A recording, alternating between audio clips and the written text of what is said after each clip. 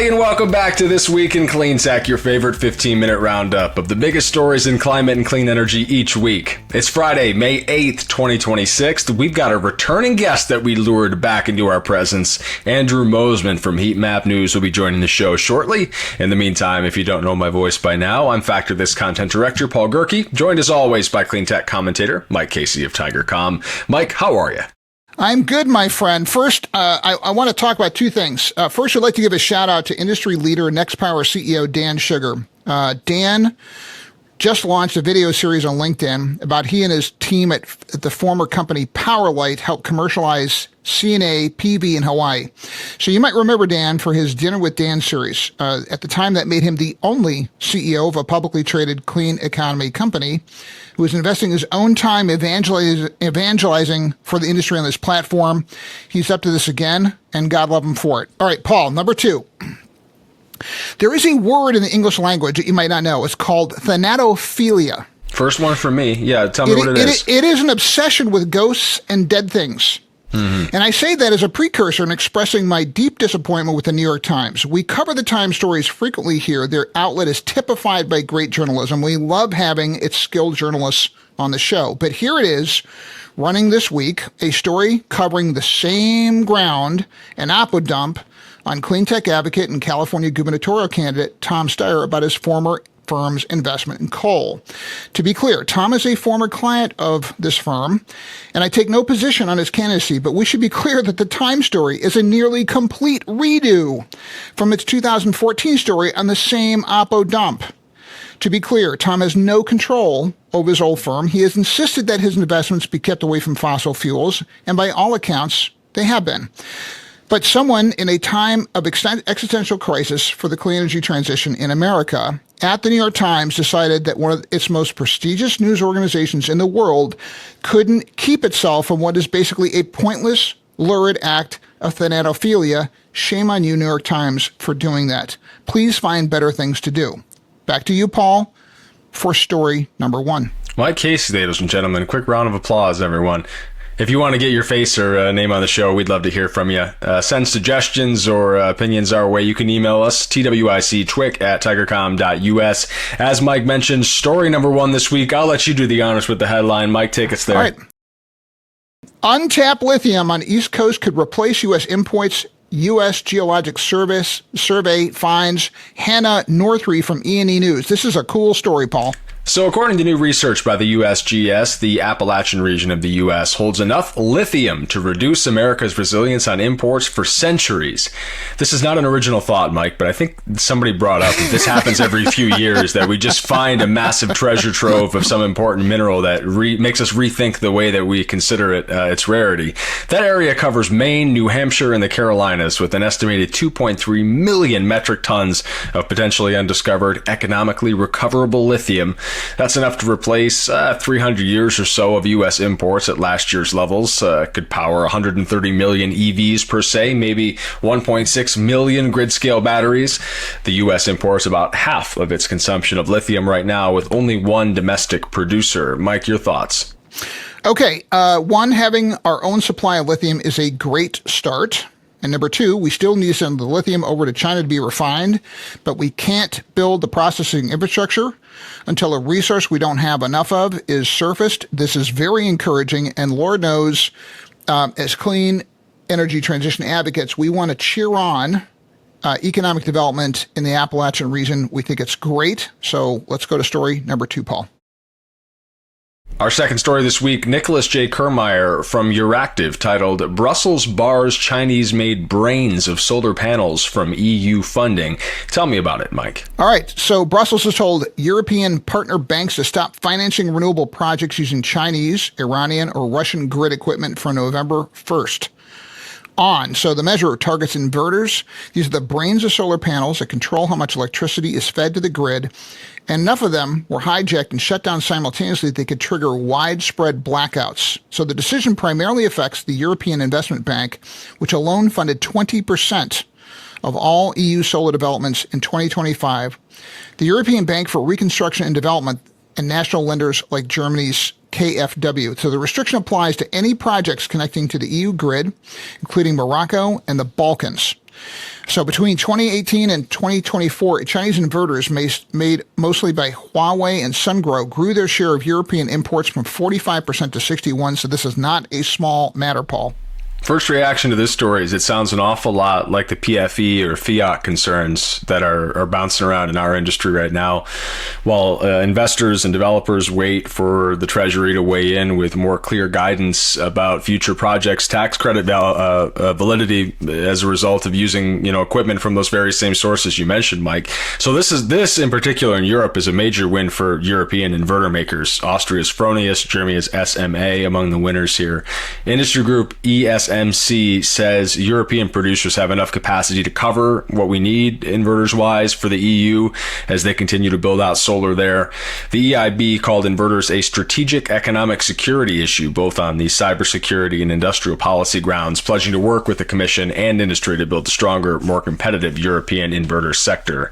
Mike, take us to story 3. Casey Crownhauer, always excellent at the MIT Tech Review, wrote a piece, "The balcony solar boom is coming to the U.S. This is cool." We're talking about plug-in solar systems, not typical rooftop, balcony solar. These are small solar arrays that can literally be plugged into existing home outlets with pretty headache-less setup. Often no electrician needs to be called. These systems usually about, did you hear that boop, doo-doo boop in the background? Apparently the home vacuum's picking back up. We love clean energy on this show. That's... Well, the you love clean EcoVac floors. model would like to make a debut. There's nothing we can do about it. It's gonna go over my shoulder and you go do your thing, buddy. Okay, so we'll get back to the show. Paul, you are talking to an inanimate object right now while we tape. Yeah, this could be a sign of. You're talking about you? No, the vacuum, right? This. You walked right into that one. That was very good. The fact that the vacuum has left us alone, we can get back to the other appliances we were talking about. The rooftop solar, the new generation, the balcony solar.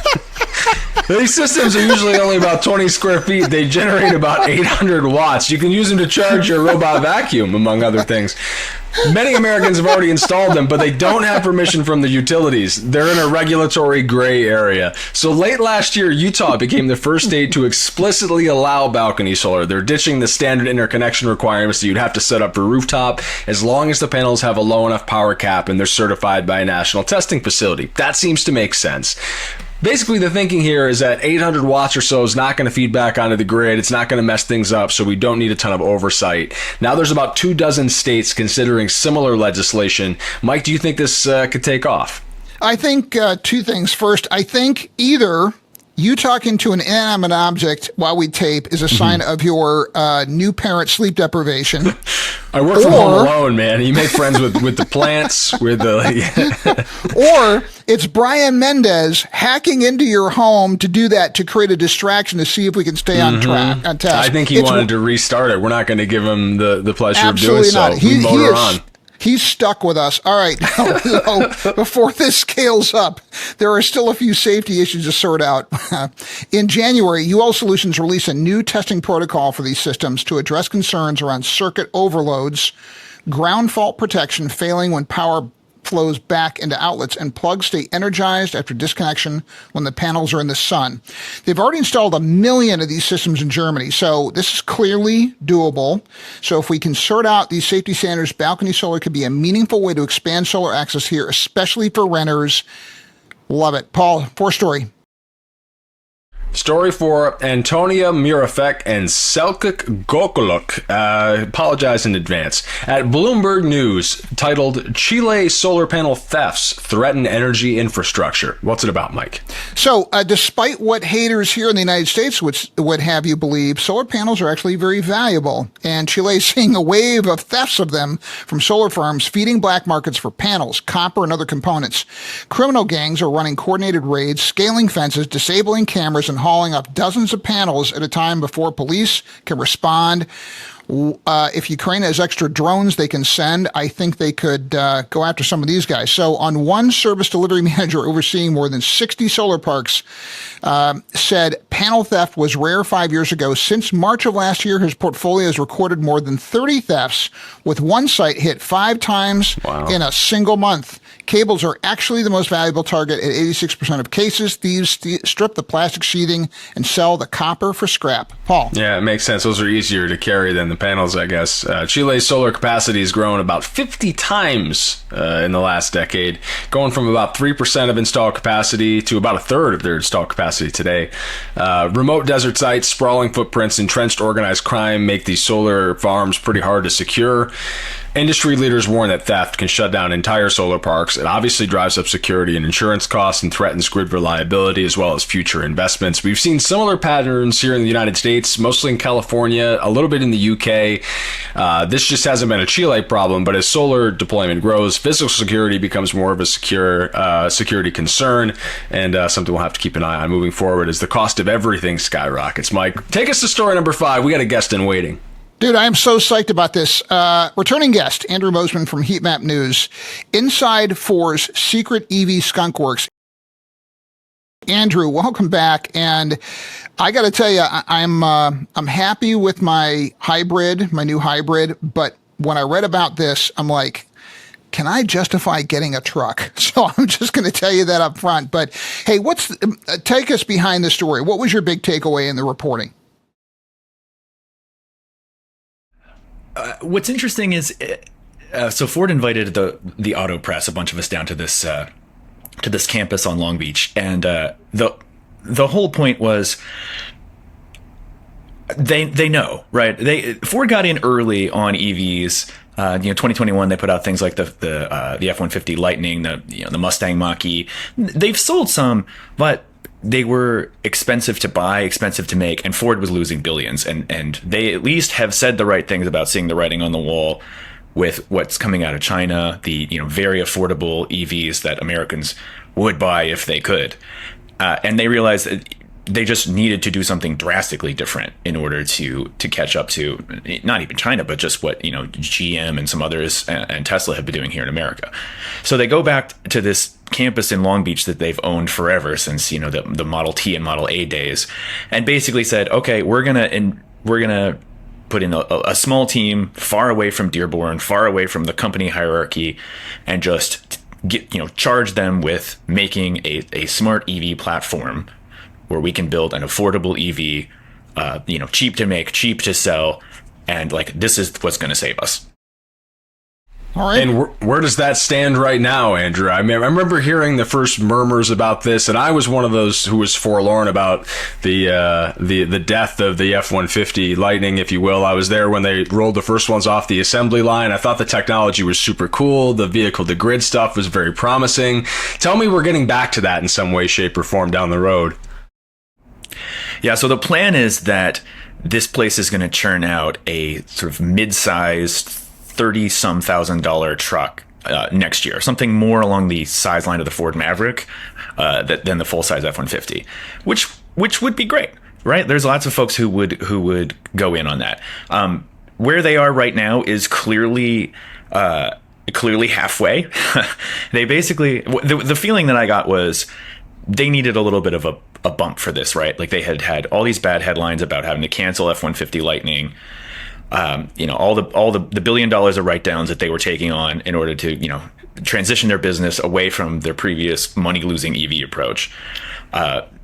They wanted to show the world, hey, we're really on the right track, but the car is not coming out until next year. So we're just going to invite people down and show them the process halfway done. And it is halfway done. When you go into this warehouse, it's a very cool, interesting place. It's the aesthetic language is borrowed from, Silicon Valley app makers. That's what it feels like when you walk in, open office, just people on laptops everywhere, no walls, no cubicles, the whole thing. But even that, a lot of the stuff that they showed us, there's a big chamber that's going to be for testing their batteries in any conceivable wind and temperature condition to build you a better EV truck. Well, that's not even really done yet. Some of the equipment there is done, some of it's not. So it's just this is a thing that is even the process, the factory, the part of it that they wanted to show us is still a work in progress. They're really bootstrapping hard to try to get there. Andrew, what I don't understand as someone who's never built or designed a car, to be very clear, but just as an outsider, thanks for qualifying. Just want to point point out my ignorance.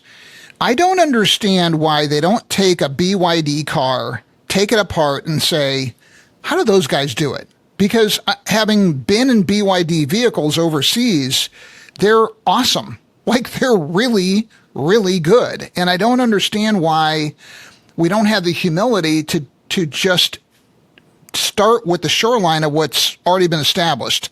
Maybe that's what they're doing, but I read the reports from you and others, great detail, and it looks like lots of original thinking when the original thinking's already been done by people who are winning at this already. I see the floor, sir. I'm very interested in your thoughts on this.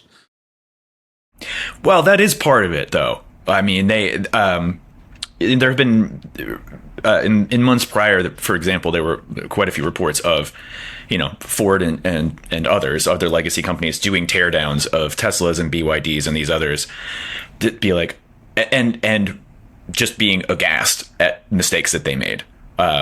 For example, like they're mistakes that Tesla made, or no, mistakes that Ford made. Ford was making. Got it. Okay, yeah, got it. Just things that they when they just sort of took the car apart and saw, oh, okay, right, we don't have to have these extra miles of wiring and all these extra computer processors to govern every single system. They tore down a BYD or a Tesla, and they saw the sort of zonal architecture that those cars have gone to, where they have sort of fewer computer processors that govern more things, that just kind of do everything in a particular area of the car, and it cuts down 2 miles of industrial wiring and just creates tons of savings and simplification, and leads you to where BYD is, where with the sort of what they're calling the software designed car, the software governed car. So Ford, yeah, they're doing a lot of iterating in terms of their own design, their own software and everything. But the other side of the coin is definitely them trying to duplicate what China and Tesla and others have already done, but in their own way. Absolutely. Gotcha. I was struck by a line. I don't think it was in your story, but they had a Ford veteran who was kind of an internal critic who said, in 30 years, we haven't changed much besides the way we fold the steel. Like, they just, the depth of traditionalist thinking at the big three is something I don't think a lot of people like me understand or appreciate. And I guess that's what they're trying to break out of in this piece. Yeah, it's right. It's no coincidence that, when they tried to duplicate a Silicon Valley style, China style factory R&D approach, that they did it 2,000 miles from Dearborn, right? I mean, it's hard for any of us, I think, from the outside to really truly appreciate the sort of the inertia, right, and what it takes to get away from that. And that's why I kind of concluded the piece the way I did, is like you walk into Long Beach and they're doing and saying all the right things, right? Just from the way that the EVDC is laid out, having it so that all of these different teams can actually talk to each other, iterate things in a couple of weeks instead of doing a 3-month process where you prototype something and you present it to the board and some suit in the C-suite has to say yes. All of that stuff.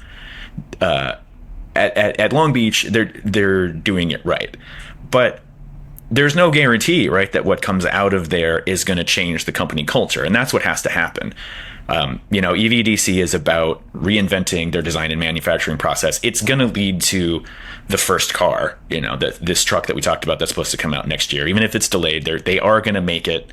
They're going to design it here. They're going to build it in Louisville. It's going to come out, but the success of the company is going to rest on the processes created here actually, making a dent in Dearborn once it's time for the rest of Ford to really, really, really this time turn over from ICE to EV.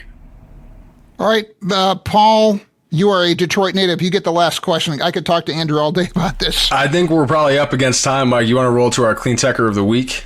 Do it, my friend. Let's do it. It is Brad Rouse, the volunteer executive director of Energy Savers Network. The small nonprofit provides free weatherization and appliance upgrades to income-qualified families. Brad co-founded ESN back in 2016. He's helped reduce the power bills for more than 1,500 families in Western North Carolina since then.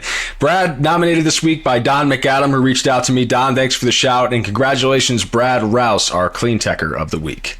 We want to thank our wonderful producer, Brian Mendez, and Alex Peterson and Claire Quirin for helping gather these stories. And another shout out to Andrew for joining us on the show. Make sure to go check out Andrew Moseman's column this week. We talked about it at great length. We want you to read it, though. That's part of the deal.